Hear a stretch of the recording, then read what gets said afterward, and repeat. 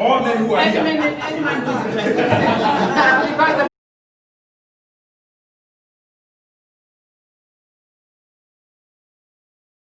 So the only part that makes a woman happy.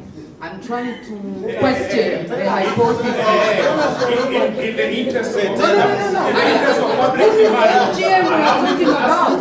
repeat what you have said, please. I think that promiscuity issue with FGM, because these are colonial bringing into religious belief to the local people believing that. I'm saying it's a colonial master thinking. We know of a lot of types of marriages, for example, which were even thought that they're woman to woman sexuality, while their gender roles and stuff like that. Yes. So I'm just trying to. Fantastic. And did you say there is a research? I think I want to follow the word. There's some research into this. Yes, there is research. Some can even read my articles, but I'm also recently doing a research on Kuria cross-border in Migori County, Tarime and Serengeti. So soon I'll publish some more work on the cross-border, issues. Very good. I'm following a cultural framework. I'm not saying that circumcision is okay. It has its problem, but I'm raising a question that we have more pertinent problems. Very good. Like malaria and others, that we also need to take issue into that and not fall into development. So you should take attention to malaria other than this one. No, you are getting me wrong. I'm saying this is an important it's an important issue for women. Okay. But we are over. To keep the libidos of their women down. So they may not have exhausted all that we know about human sexuality. So now we know more, and especially like the research which has been done here scientifically. Exactly. So now we know better. And I would contend the idea that this is all forms of female genital mutilation came with colonialism. Yes.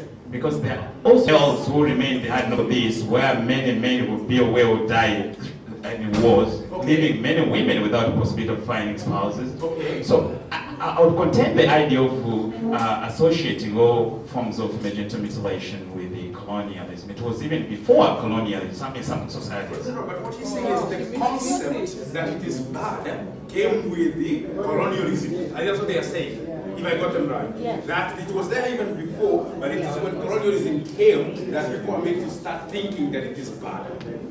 Or impressed upon to think it's bad.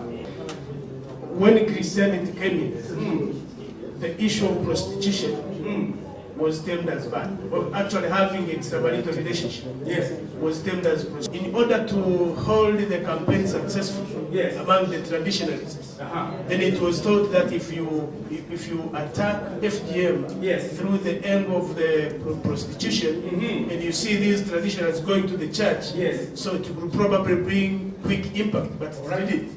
And you talked about research. Evidence from the research shows that in most of the countries where FGM campaigns have been held, success have been very little. Really? Take an example of Egypt, where the campaigns against FGM started in 1920s. And recently, UNICEF report 2016 is showing that the prevalence in Egypt of FGM is as high as countries like Somalia, where the campaigns have been so recent. You see, so and other related studies are showing that countries with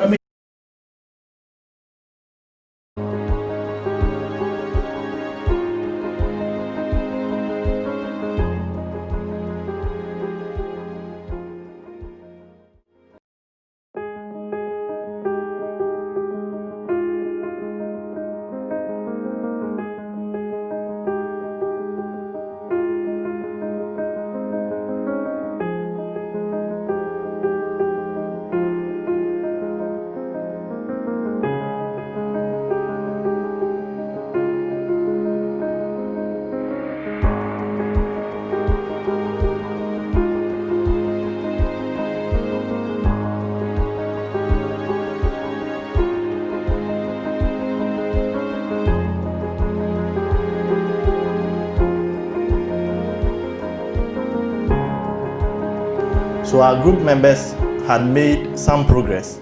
Initially, we started off with, on a scale of 1 to 5, about 1.5, and ended off with 3. So when we took the lessons and went back home, in terms of assessing our students innovatively, we rated ourselves around 1.5. But we've made some progress now, which is 3. One member, in an attempt to test data collection skills of her students, actually asked them to go out there and speak with people in different, more or less, sectors of the school. So some of them went to the bus stops, some went to the hospital, and applied the skills that they've gotten. And one of the innovative things a student did, when she was asked to find out why a lot of students go to the hospital during exam time, ask a patient, see the questionnaire, etc. But when she was asked to do something from her own view, that was the approach she used. Then learning theories. We definitely saw a lot of our group members using the transformative approaches, and just a few of very minimal with the multiple intelligence. So for the transformative approaches, we do have one member who, in a debate over whether school children should be given school uniforms or not, they paused and he showed a video. After watching the video, the students who were arguing against the need to give school children uniforms, students were being transformed. In terms of learning theories, as I said, we also saw one professor using the experiential approach. And what he did was to spend very little time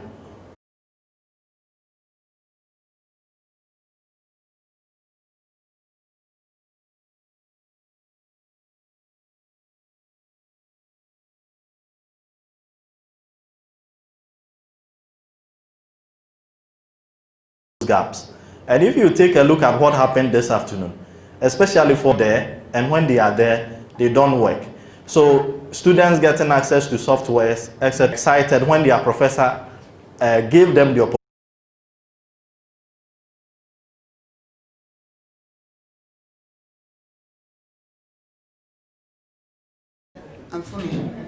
Exactly. So Mia and Amfumi are going to represent the rest.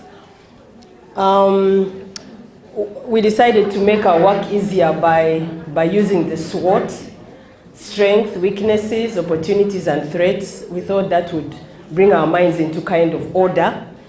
So we looked at our strength in our pedagogical journey. We all shared and then came up with what we had.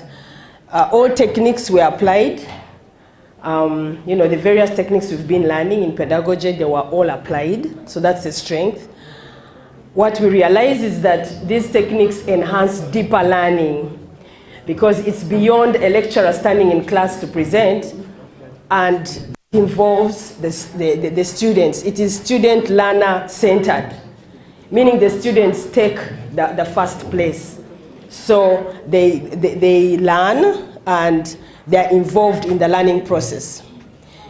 Student skills and techniques, they don't only enhance the student, but the lecturer also is challenged to be able to go and think of innovative ways in which he or she can come and teach the students. So